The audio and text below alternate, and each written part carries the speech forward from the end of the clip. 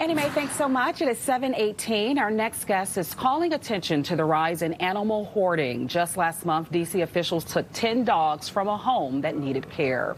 Joining us now is Guardians of Rescue's Niki Dawson to share what we all can do to aid in this. Niki, thank you so much for joining us this morning. Thank you for covering this very important topic. Absolutely. So what are we seeing in terms of cases, both nationally and here in the DMV? So our agency is looking at approximately a 15% uptick in reporting of neglect and cruelty cases. And I think what everyone needs to remember is the definition of hoarding is really caring for more animals than you're capable of. And that can mean one person cannot care for one animal properly due to financial reasons, but someone else could care properly for 10 animals. It really is a complex issue.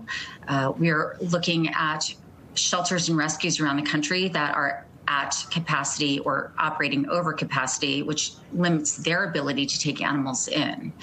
The rising inflation, the high cost of living in the DC metro area means that there are fewer resources that are being used for companion animals. It's really creating a crisis, and it's a silent crisis, unfortunately.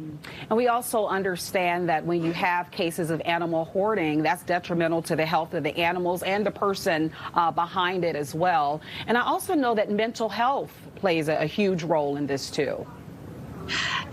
We never proceed with a case, executing a search warrant on a property in a hoarding situation unless we have mental health services available.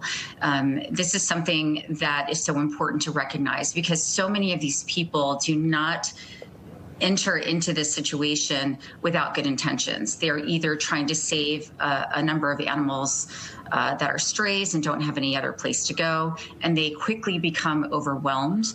Many rescuers or well-intentioned citizens are just one accidental litter away from experiencing a crisis. There are low-cost spay-neuter opportunities that abound in the region, but due to, none of those really recovered post-COVID.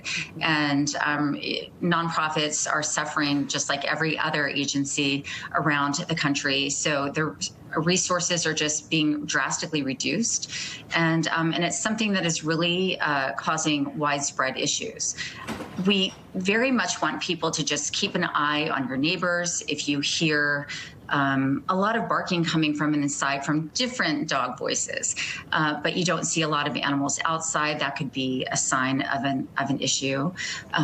Many of these people that are suffering from overcrowding and potential hoarding tend to be single people. They don't have a large social network or even family that check in on them. So these situations can grow drastically without any sort of outside influence or eyes on the situation. It can also be cries for help. I know that your organization, Guardians of Rescue, does a lot of work in this space. So how can we all stay connected with you and support you in those efforts?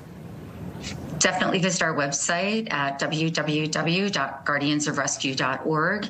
Keep in mind that when you suspect somebody might need help or that animals might need help, your first call should be to your local animal control department or even your non-emergency police department that will dispatch animal control to that location. And also, keep in mind that local health departments will have to get involved as well as mental health services. All right, Niki, thank you so much. And hopefully this helps. Thank you. We appreciate your time. Steve.